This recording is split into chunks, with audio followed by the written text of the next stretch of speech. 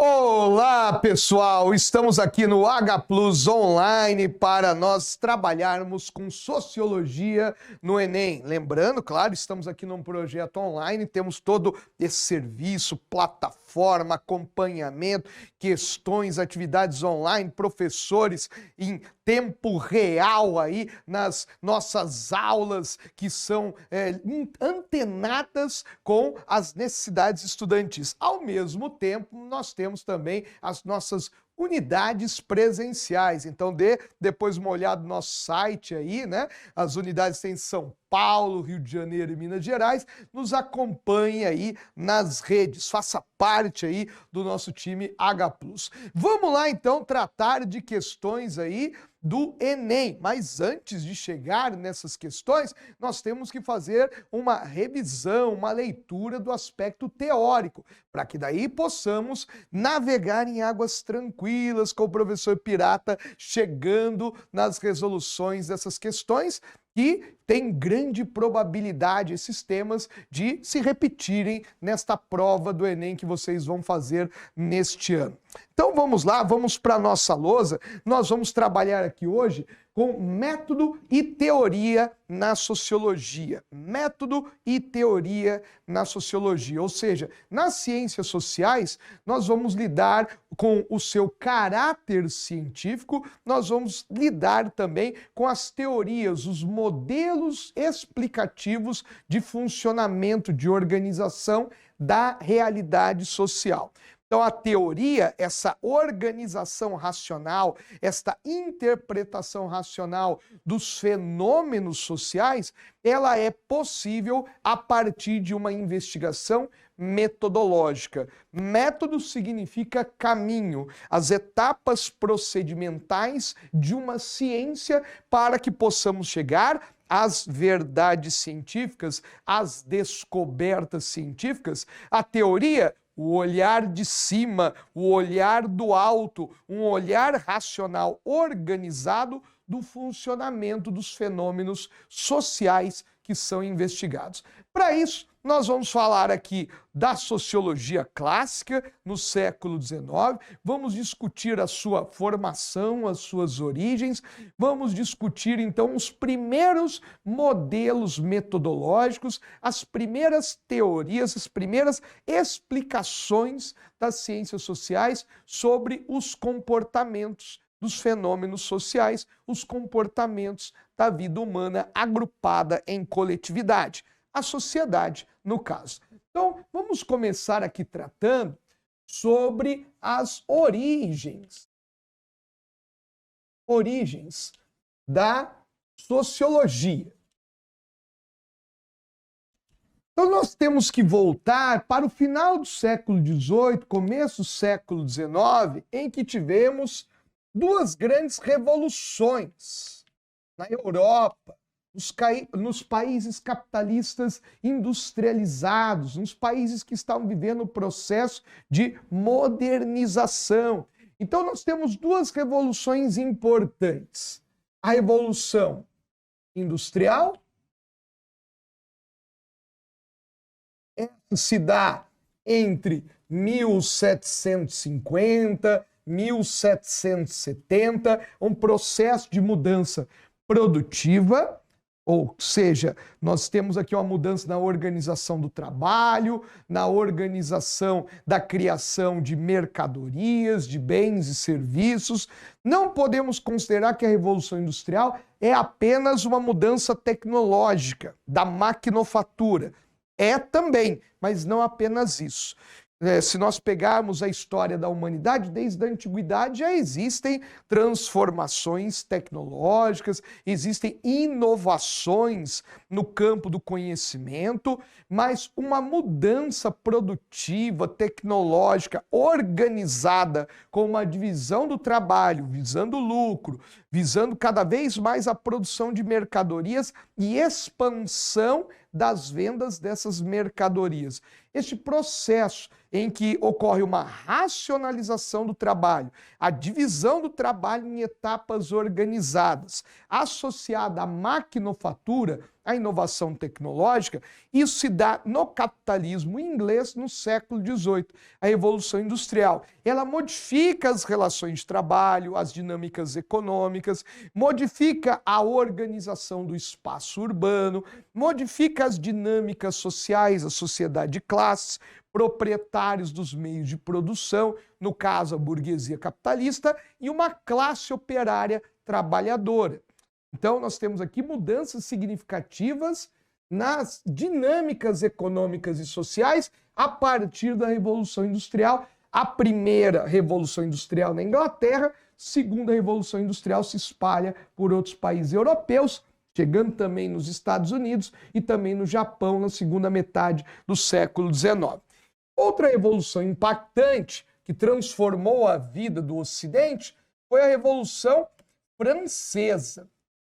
Essa tem uma data simbólica, a tomada da Bastilha, 14 de julho de 1789. Em agosto, no mês seguinte, Declaração dos Direitos do Homem e do Cidadão na França. Ou seja, entre julho e agosto de 1789, o terceiro Estado social, o grupo excluído das decisões políticas do Estado francês, aqueles que chamaremos de povo, burgueses aí, camponeses, trabalhadores urbanos, o terceiro estado, uma massa popular trabalhadora e uma massa popular de proprietários, de grandes capitalistas. O terceiro estado organiza a revolução contra os privilégios do clero, o primeiro estado social da França, contra os privilégios da nobreza, o segundo estado social da França. O modelo de sociedade estamental é derrubado. O modelo político absolutista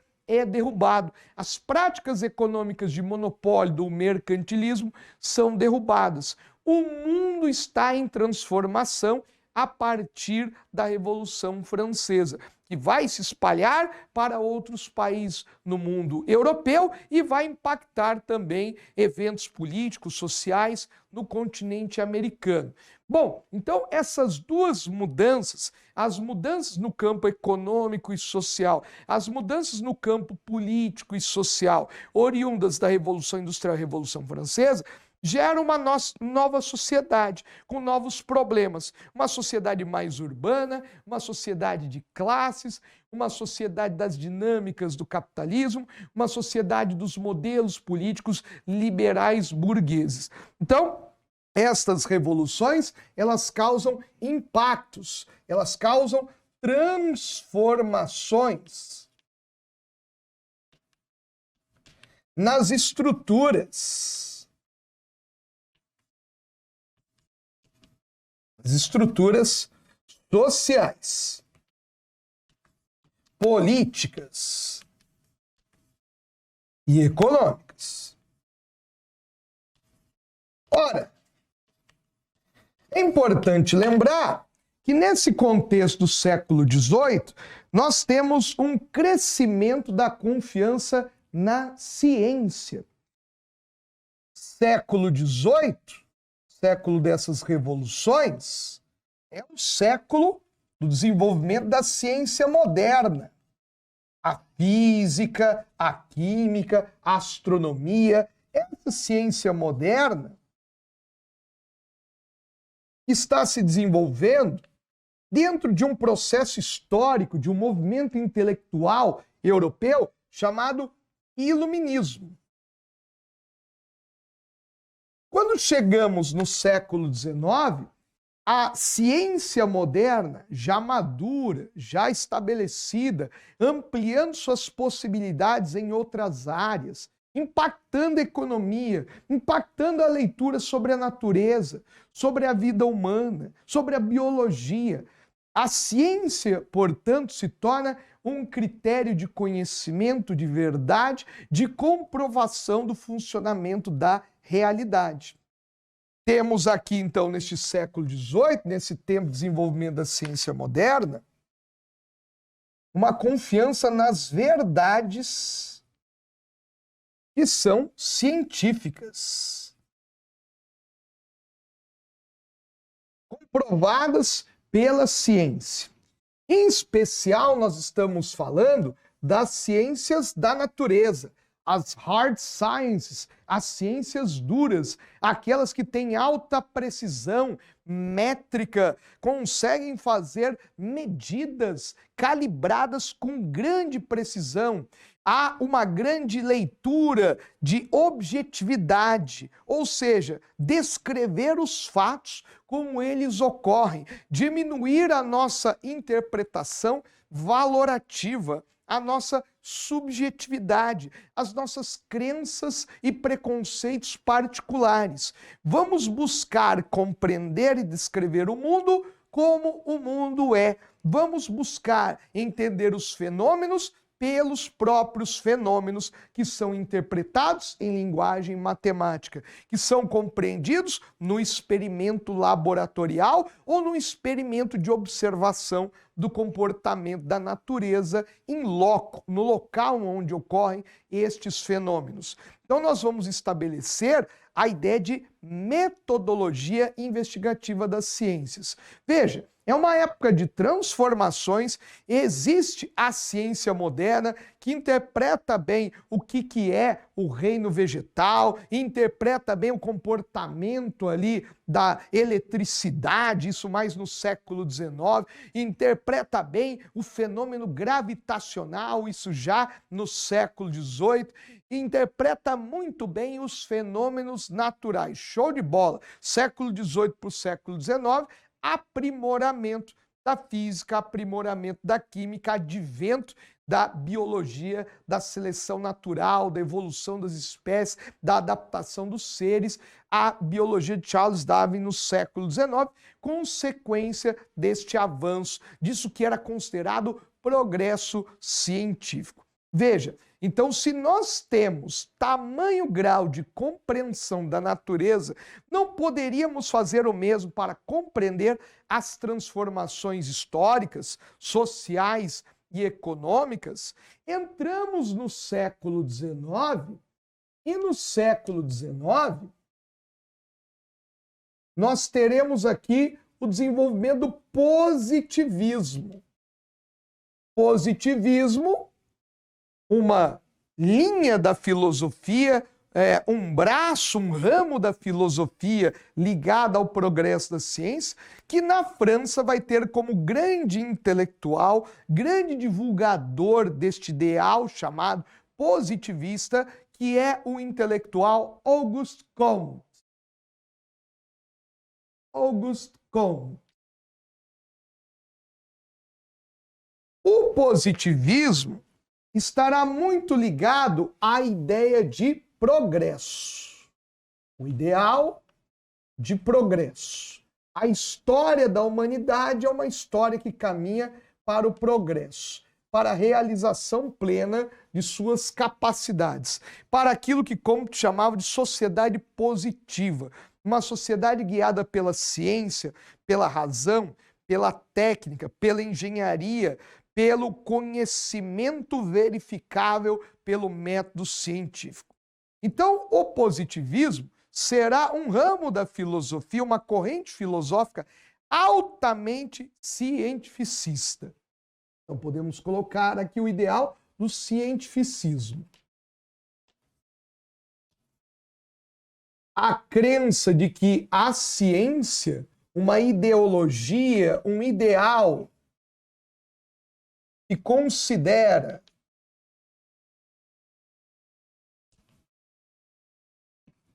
a ciência como grande ferramenta, instrumento, habilidade, técnica para a compreensão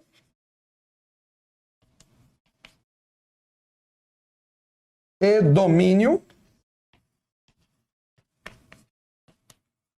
da natureza. Em outras palavras, quanto mais a ciência avança, mais a gente compreende a natureza e a domina com eficácia. esse tipo de pensamento, nós podemos voltar lá para a transição do Renascimento do século XVI para a Revolução Científica do século XVII, quando a ciência está se estabelecendo, de Galileu a Newton. Há um intelectual, um filósofo britânico chamado Francis Bacon. Francis Bacon, da filosofia moderna. Então, antes do positivismo, lá no tempo de transição do Renascimento para a Revolução Científica do século XVII, este autor já nos apresentava uma visão otimista do avanço da técnica e do conhecimento científico. E este olhar otimista, entusiasta do progresso da ciência pode ser resumido numa sentença deste autor. A sentença é: saber é poder. O conhecimento nos dá potência, o conhecimento nos dá força, capacidade de domínio e transformação. Podemos prever o comportamento dos fenômenos, podemos manipulá-los, utilizá-los em nosso favor.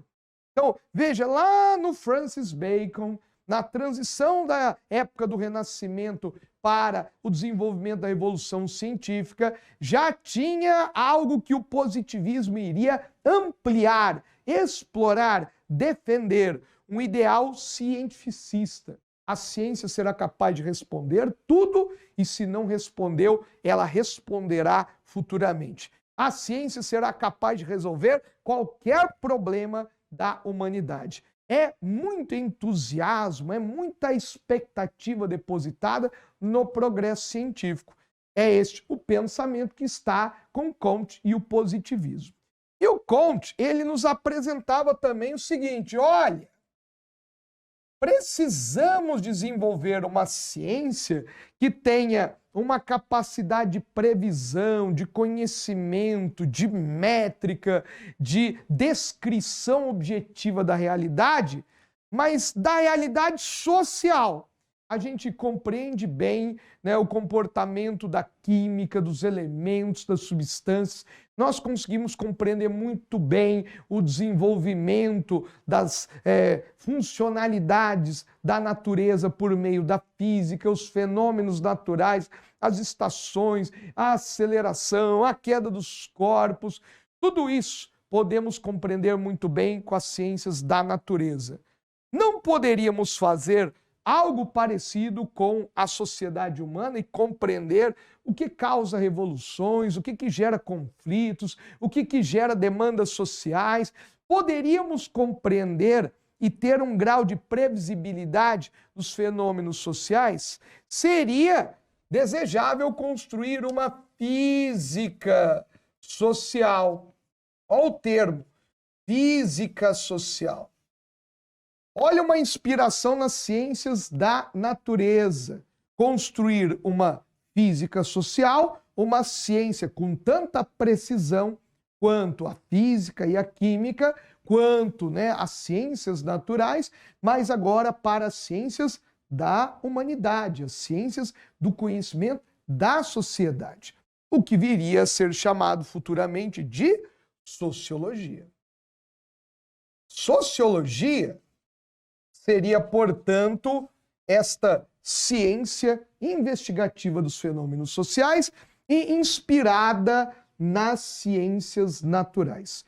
Bom, o Comte anuncia essa possibilidade na França, mas ele é um filósofo, um intelectual do ramo da filosofia, mas ele vai influenciar vários outros pesquisadores e autores. E aí, posteriormente a essa discussão apresentada pelo Comte, nós vamos ter aqui a origem da sociologia. Pesquisadores que vão buscar desenvolver um método, um caminho investigativo preciso, factual, apegado aos fenômenos, que busca objetividade, descrever os fenômenos com neutralidade, sem interferência do intérprete, daquele que está fazendo a leitura dos fenômenos sociais. Vários autores que vão buscar desenvolver um método e, posteriormente, ao comprovarem, ao constatarem os fenômenos sociais, descrevê-los de uma perspectiva racional, completa e factual. Desenvolver teorias que explicam as mecânicas dos comportamentos sociais. Então, esta origem da sociologia, ela vai ter 3 grandes nomes após esta sugestão, este incômodo do Comte, da necessidade de se criar uma física social. E aí, na França, nós vamos ter o Émile Durkheim. Na Alemanha vão sair 2 intelectuais, um que vai ficar, na verdade, em território alemão e outro que vai migrar para outros países no engajamento político. E nós estamos falando de Max Weber, intelectual que vai desenvolver seus estudos da Alemanha, e Karl Marx, que vai migrar devido ao seu envolvimento jornalístico, seu envolvimento político engajado nas lutas dos trabalhadores no contexto da Revolução Industrial, vai acabar migrando em direção à Inglaterra, onde a modernidade industrial está acalorada, efervescente, e aí as suas pesquisas vão acabar se mesclando também com a sua luta política em favor dos ideais das classes operárias. Pois bem, temos 3 aqui autores no nascimento desta sociologia, e cada um deles vai privilegiar um recorte investigativo da sociedade. O Durkheim, ele vai buscar compreender os fenômenos sociais a partir dos fatos sociais. O Max Weber vai buscar compreender os fenômenos sociais a partir das ações sociais. O Karl Marx vai buscar entender os fenômenos sociais a partir das dinâmicas econômicas materiais de produção, o que nós vamos chamar de materialismo histórico. Materialismo histórico. O nome completinho que vai ficar com o tempo, né, vai se desenvolver esse pensamento, materialismo histórico dialético. Mas no primeiro momento, materialismo histórico nos basta. Pois bem, o que seriam os fatos sociais para Durkheim? Os fatos sociais seriam o objeto de estudo da sociologia deste autor. Fato social é toda força, coerção, pressão, toda ação que a sociedade realiza para moldar os indivíduos à própria sociedade. Um ótimo exemplo de fato social são as instituições sociais organizadas, religiões, escolas, instituições militares, instituições privadas, ou seja, empresas, instituições familiares. Então, quando nós compreendemos o funcionamento de instituições, nós percebemos como é que a sociedade exerce sua força, sua padronização, seu controle. Como é que a sociedade molda, ela lapida os indivíduos a fazerem parte de um corpo social. Então, por exemplo, uma escola, ela vai moldando os comportamentos, vai moldando a linguagem, vai moldando o conhecimento, vai construindo desde pequeno o sujeito que vai se tornar depois adulto nos padrões que uma determinada sociedade se comporta. Então, veja, você tem uma pressão da sociedade sobre os indivíduos. Moldam-se os indivíduos a partir dos grupos sociais. E aí a gente pode considerar que os fatos sociais, eles têm 3 características fundamentais. eles são externos aos indivíduos, então são comportamentos, ideias, valores que não nascem conosco, vêm de fora da sociedade, das instituições sociais sobre nós. Além de serem externos, os fatos sociais, eles são generalizantes, eles criam padrões para grupos sociais, regras que valem para todos, e os fatos sociais, eles são coercitivos, eles exercem coerção, pressão, modelam os indivíduos. Então, o Durkheim, ele considera que devemos analisar os fatos sociais antes dos comportamentos individuais. O todo, o social, em destaque em primeiro lugar. Agora, o Max Weber considera que a gente deveria analisar os comportamentos dos indivíduos, as interações entre os indivíduos, as suas intenções uns para com os outros. Então, essas ações entre indivíduos criam regras de conduta, de comportamento, de convívio social. Então, é das ações sociais estabelecidas entre os indivíduos que surgem organizações religiosas, organizações educacionais, instituições políticas, práticas econômicas, regras morais e por aí vai. Veja, é uma inversão. Se Durkheim parte do coletivo ao particular, o método weberiano é partir dos indivíduos para a estruturação da coletividade. É também importante considerar aqui o que sugere Marx com o materialismo histórico. Privilegia-se as relações materiais de produção, as relações econômicas, a organização produtiva, a divisão das classes sociais, a organização da sociedade entre os que detêm a propriedade dos meios de produção e os que são trabalhadores e não detêm esses meios produtivos. Então é importante compreender as dinâmicas econômicas que sustentam a política, a cultura, as artes, os valores morais, as dinâmicas do cotidiano. Veja, são métodos diferentes de investigação. Então nós estamos falando aqui de métodos investigativos.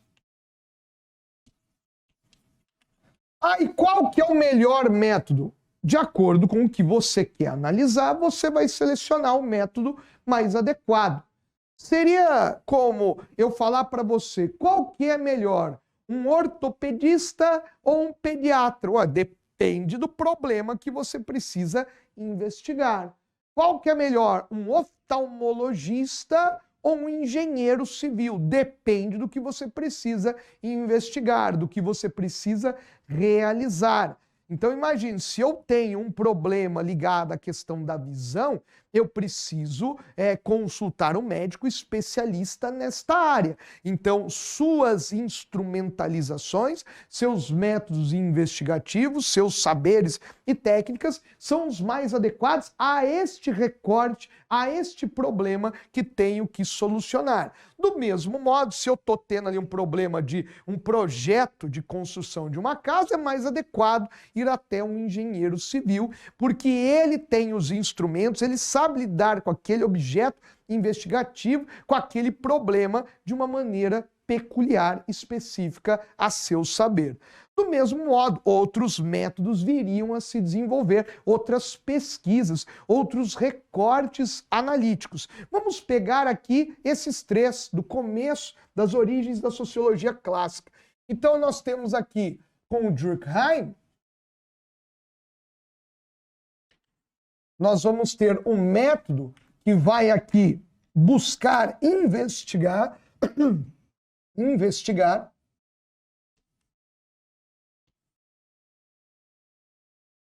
os fatos sociais. Investigar aqui os fenômenos coletivos e os seus impactos sobre os indivíduos. Quando nós falamos do Max Weber, ele vai propor, então, uma investigação, estudos dos comportamentos das intenções dos indivíduos. Sua racionalidade, sua emotividade, suas tradições, seus hábitos, impulsividades. Quando nós buscamos aqui a perspectiva de Marx, nós vamos aqui investigar as relações econômicas.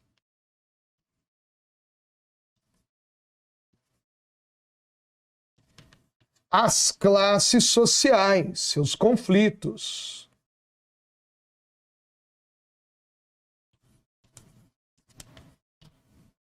As dinâmicas produtivas, os modos de produção.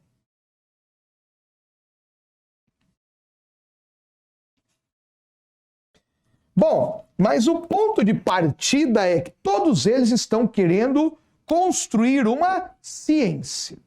Então, eles querem estabelecer objetos de estudo, querem estabelecer metodologia que pode ser verificada, que pode ser repetida, que pode comprovar o que está sendo investigado. E um caso que já aconteceu no Enem é de explorar essa influência das ciências da natureza. Num primeiro momento, existe essa ambição de muitos intelectuais, ou pelo menos esse incômodo. O que caracteriza a ciência sociológica, as ciências sociais? Dá para a gente ter o mesmo rigor, dá para a gente ter aqui a mesma métrica, dá para a gente ter a mesma previsibilidade que tem, por exemplo, um químico, que tem, por exemplo, um físico? O Durkheim considerava que a gente deveria buscar o padrão das ciências da natureza, um alto grau de objetividade, se aproximar do modelo que o positivismo do Comte sugeriu. O Durkheim era muito ligado ao ideal positivista. Então existe aqui uma busca, a objetividade e a neutralidade. Não vamos contaminar a nossa pesquisa com as nossas impressões subjetivas, as nossas vontades particulares, os nossos desejos internos, os nossos preconceitos, as nossas crenças, a nossa religiosidade, a nossa moral, a nossa cultura. Não, nós temos que ser neutros e descrever os fenômenos de maneira objetiva, os fenômenos por eles mesmos, né? Então, estudar o fato social, eu deveria tratar o fato social como um objeto, como uma coisa. Tal qual um biólogo que vai estudar a célula. A célula é uma coisa distante do biólogo. Tal como um físico que ele vai estudar a aceleração de corpos. Então, aquilo que está acelerando, que está sendo avaliado, é outro, é o objeto. Devo descrever o fenômeno como ele ocorre, independente do que eu gosto, deixo de gostar, do que acredito, deixo de acreditar. Então, devo me distanciar desse objeto. O problema é que o objeto investigado é o ser humano. Esse objeto investigado pode ser entrevistado, eu posso fazer um questionário, eu posso ir até um grupo social, coletar dados, fazer parte daquele grupo para entender a sua mentalidade. E temos um problemaço também, que é qual? Eu sou um ser humano investigando outro ser humano. Dificulta também aí uma plena objetividade e neutralidade. E aí, portanto, começa a discussão. Será que é possível o mesmo grau de organização? Será que nós devemos imitar totalmente as ciências da natureza? E aí a gente vai ver autores como Max Weber, né? Falando, olha, a gente deve criar uma sociologia compreensiva, em que nós vamos deixar claro que existem limites desse conhecimento. Existem limites, existem aqui dificuldades. A gente não pode tratar os comportamentos humanos de uma maneira regrada, de uma maneira mecanicista, igual Newton compreendia o movimento da órbita dos planetas. Uma coisa é prever o comportamento, né, dos astros, prever o cometa Halley quando que vai passar de novo perto do planeta Terra. A outra coisa é você dizer, eu consigo mapear o comportamento humano e determinar que o ser humano vai fazer isso sempre, que os grupos sociais se comportam da mesma maneira, porque não, nós temos uma série de fatores que dificultam isso. Temos vontades próprias, temos aí eventos culturais, temos aí heranças históricas, temos dinâmicas que ultrapassam limites que são da esfera da biologia, do cromossomo, do determinismo, do DNA. Nós não somos apenas determinados pelos comportamentos atômicos, pelos comportamentos do meio ambiente. Isso deve ser levado em conta, mas não é algo que é o único fator de causalidade dos comportamentos sociais. Por isso que as ciências sociais, elas deveriam construir uma metodologia ou métodos de investigação próprios, sabendo das suas limitações, das suas vantagens e desvantagens em relação às ciências naturais. Uma vantagem, por exemplo, veja, né? Um biólogo está estudando ali o que é um ribossomo, ele não tem como entrevistar o ribossomo para verificar o que ele pensa de si, o que ele espera, porque como ele age, né, qual que é a perspectiva do ribossomo, de como que ele se comporta. É outro modelo investigativo, mas a gente pode ter na sociologia a possibilidade de investigar as religiões. Por que aqueles líderes se comportam daquele modo? Por que aquelas comunidades têm as crenças que têm? E é claro que haverá um outro problema. Tem essa vantagem, mas tem um problema. Será que o investigado vai responder uma entrevista, vai responder um questionário, vai se comportar de uma maneira natural ou vai tentar dar uma resposta ali que atende às expectativas do entrevistador, ou que tenta maquiar o comportamento real daquele grupo social investigado? Portanto, nós temos que criar nossos próprios caminhos investigativos, que tem objetividade, busca-se algum grau de neutralidade, mas não no mesmo modo que se comportam as ciências naturais. Perceba, então, aqui que num primeiro momento da sociologia,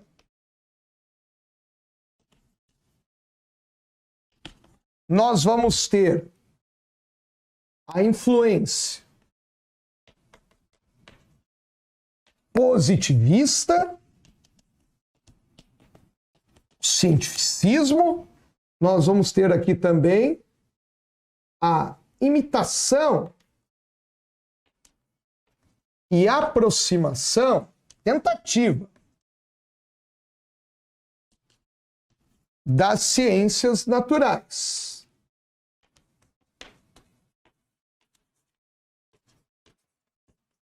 Na medida que as investigações vão sendo realizadas, constata-se que a sociologia tem que buscar o seu próprio caminho. O segundo momento da sociologia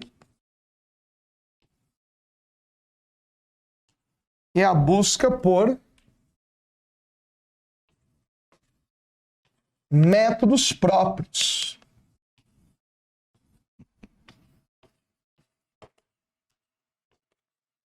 A construção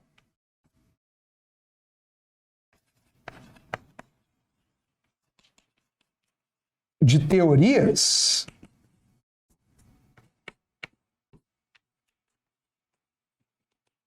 sociais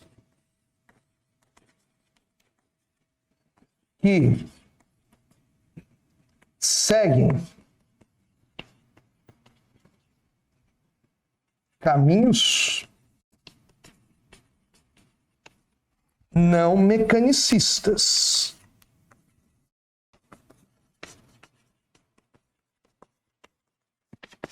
Ou deterministas.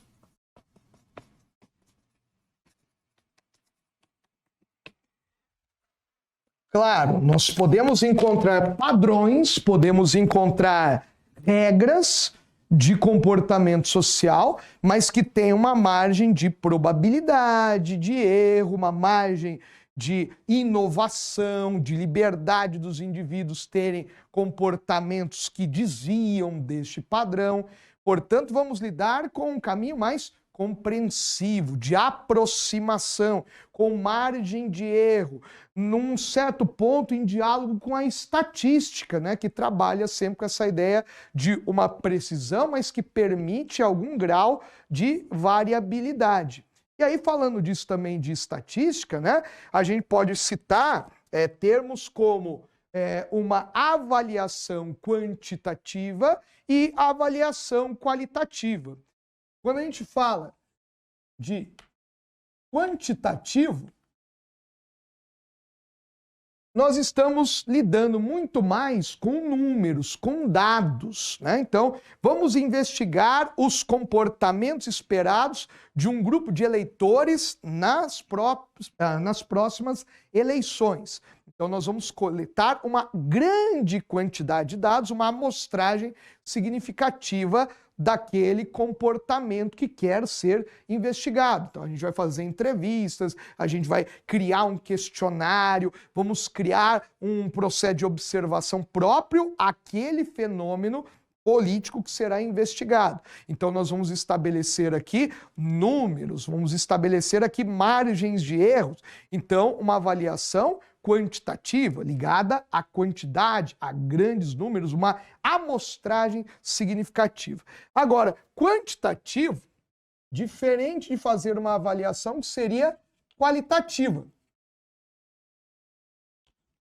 Qualitativo está numa leitura muito mais das narrativas pessoais, das experiências percebidas pelo indivíduo. O qualitativo está muito mais ligado ao sujeito ou determinados grupos menores que nós vamos avaliar aqueles casos específicos. Por exemplo, uma avaliação médica do paciente, uma avaliação do psicólogo no processo de terapia. Isso é uma avaliação que é também científica, qualitativa, ligada ao sujeito, suas experiências e percepções, diferente de uma amostragem populacional grande, quantitativa, que vai ser investigada por meio da estatística, por meio da sociologia. Beleza? Então agora a gente tem aqui uma base aqui dessa leitura de formação da sociologia, os modelos investigativos do começo da sociologia, na sua tentativa de se estabelecer enquanto ciência. Num primeiro momento ainda muito presa à ciência da natureza, no segundo momento buscando seu próprio caminho. Agora vamos para os exercícios, vamos aqui para a nossa projeção, vamos tratar aqui de duas questões do Enem, né? Questões, então, que a gente já viu, já tem, portanto, aqui uma jurisprudência, por assim dizer. Temos, então, uma recorrência deste assunto. Vamos ver aqui, então, o texto e as alternativas.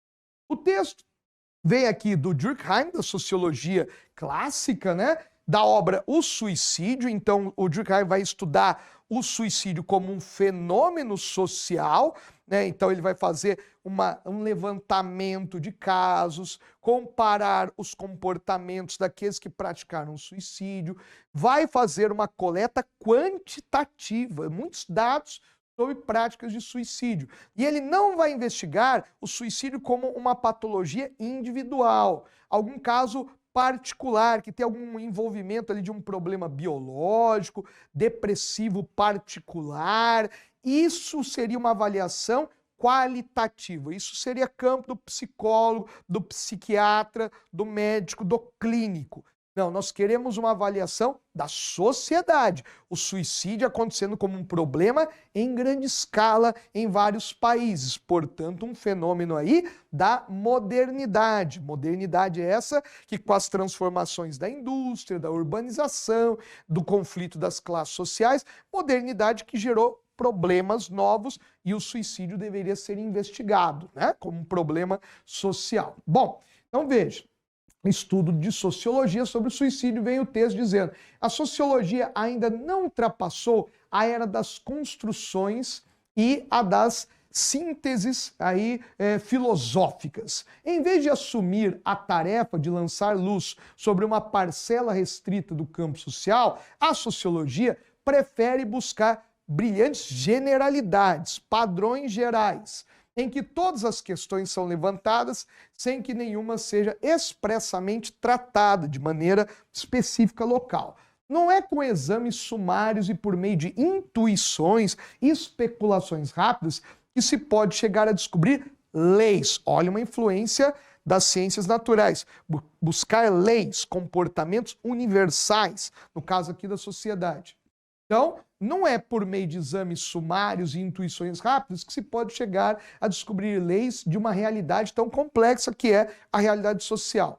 Sobretudo, generalizações, às vezes tão amplas e tão apressadas, não são suscetíveis de nenhum tipo de prova. Então o Durkheim está falando, ó, a sociologia ela não pode ser igual à filosofia era na antiguidade, ficar fazendo especulação. Uma coisa é levantar hipótese, outra coisa é fazer ciência e verificar se a hipótese é ou não é comprovada. Então ele está preocupado que a sociologia ela tem que se tornar uma ciência. Então ela tem que ter objeto de estudo. No caso aqui é um fenômeno social, o objeto de estudo serão esses dados de suicídio e a partir deste objeto vamos investigar a ocorrência deste fenômeno que é investigado, que é aqui analisado. Portanto, ele está tratando o suicídio como um objeto a ser compreendido. Olha, uma noção de objetividade, uma noção, portanto, de neutralidade, distanciamento. Olha a influência das ciências naturais, a ideia de buscar leis, regras de comportamento. Ó, o suicídio da categoria suicídio egoísta, sempre assim. O suicídio da categoria altruísta, sempre assim. O suicídio da categoria anômica, sempre assim. Regras, leis universais. A construção de uma teoria que compreenda esses fenômenos. Bom, dito isso, o texto expressa um esforço de Emile Durkheim em construir uma sociologia com base na, e tem a, vinculação com a filosofia como um saber unificado. Não, a filosofia tem uma outra qualificação que não é necessariamente a prova, o método científico. Item B, reunião de percepções intuitivas para a demonstração. Então, por meio das intuições, a gente vai demonstrar aquilo que é o fenômeno. Não, não é intuitivo, é objetivo, é dado concreto, fato da realidade. C, formulação de hipóteses subjetivas, particulares, a partir do nosso olhar, do ponto de vista, da nossa crença sobre a vida social. Não, não é subjetividade, é objetividade da ciência, como as ciências naturais. D, adesão aos padrões de investigação típicos das ciências naturais. Buscar leis, buscar a objetividade, observar o fenômeno, um método que seja confiável. Então, a alternativa D de dado é a correta. Beleza? Vamos para a próxima e última aqui, né? Questão de número 2, texto do Max Weber. Olha aqui, os clássicos, viu? Olha a importância de voltar aos clássicos, entendê-los, né? Veja, a ciência como vocação é o texto, né? Isso está numa compilação aqui de Max Weber, Ensaios de Sociologia. Geralmente esse texto vem acompanhado de um outro, política como vocação e também ciência como vocação. Os aspectos da ciência e os aspectos da política. Bom, olha o texto. A crescente intelectualização e racionalização não indicam um conhecimento maior e geral das condições sobre as quais vivemos. Significa a crença de que, se quiséssemos, poderíamos ter esse conhecimento a qualquer momento.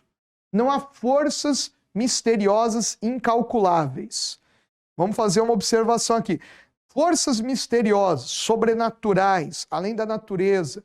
Não há mitos, não há divindades, não há tradições, forças ocultas, mágicas, que não possam ser calculadas, que não possam ser compreendidas pela matemática, pela ciência, pela física, pela investigação da sociologia. Nós estamos vivendo a época da modernidade. a compreensão do mundo pelas ciências. Olha o cientificismo, olha as transformações das revoluções francesa industrial, do iluminismo. O século XIX para o século XX, tempo que o Max Weber viveu, é uma época de expectativa de que a ciência responda os nossos anseios. Isso é algo que está na obra do Weber, isso está presente na sociedade também deste contexto, né?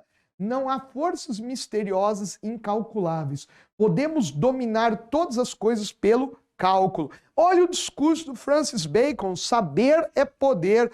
Olha a leitura do positivismo do Comte. Na medida que avança a ciência, o progresso racional, mais temos domínio sobre a natureza e nós mesmos, né? E aí o Weber está constatando isso. Olha, a modernidade está criando essa leitura de que o cálculo substitui a explicação tradicional. A engenharia substitui a explicação ancestral. A medicina, a técnica da física, a técnica investigativa da química substitui a religiosidade. Não totalmente, porque elas sempre vão existir como elementos dados da vida humana. Mas estamos percebendo que o avanço da modernidade, o progresso científico, tecnológico, a formação de estados nacionais racionalizados pelas leis, pela burocracia, isso está afastando o mundo que o Weber vai chamar de encantado. Um mundo que era interpretado de maneira mágica, tradicional, sobrenatural. É um mundo cada vez mais da técnica, da ciência, um mundo cada vez mais racionalizado, das métricas, um mundo cada vez mais dos fatos, das teorias, da burocracia funcional do Estado. Por isso, o domínio do cálculo substituindo a crença, né, do sobrenatural.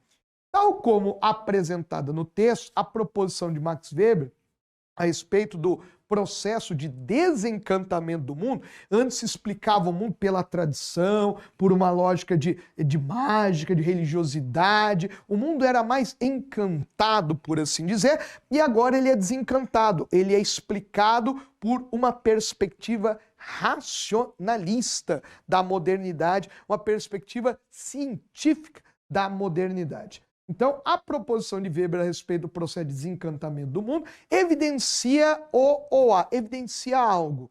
Evidencia que a sociedade está passando por essa transformação da modernidade, né? Do desencantamento do mundo, da quebra das tradições, da superação de uma antiga leitura da realidade. E então, se evidencia o progresso civilizatório como decorrência da expansão do industrialismo, né? Processo civilizatório, ou a ideia aqui de progresso, de avanço, né? Na verdade, ela não seria uma decorrência da industrialização. A industrialização seria um componente desse avanço do capitalismo, do avanço dos estados nacionais, do avanço das ciências. Então, a industrialização é parte do progresso civilizatório, não apenas ocorre o progresso civilizatório por conta da industrialização. Não seria essa. Item B. Extinção do pensamento mítico como um desdobramento do capitalismo. Cuidado! Não estamos falando de uma extinção, porque o pensamento mítico ele se renova, ele persiste, mas ocorre cada vez mais uma substituição e um triunfo do pensamento científico e racional, o triunfo da técnica, por assim dizer.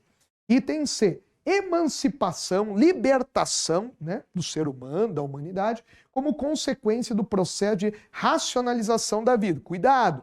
Weber tem uma expressão que ele diz sobre a modernidade, a gaiola de ferro da modernidade.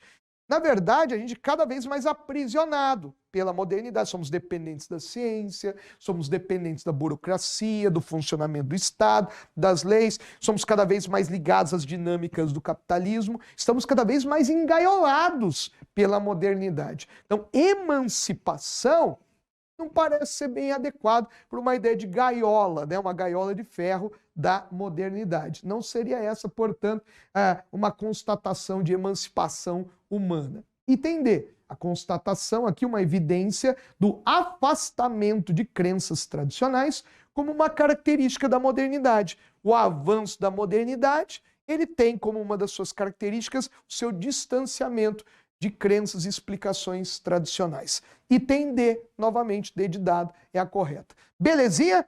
Ótima revisão, cheia de conteúdos, referências para você e com aplicação. A gente seguiu aqui um caminho empírico, científico, teórico e também prático, analítico. Beleza? É isso, jovens. Até a próxima e ótimos estudos. Falou!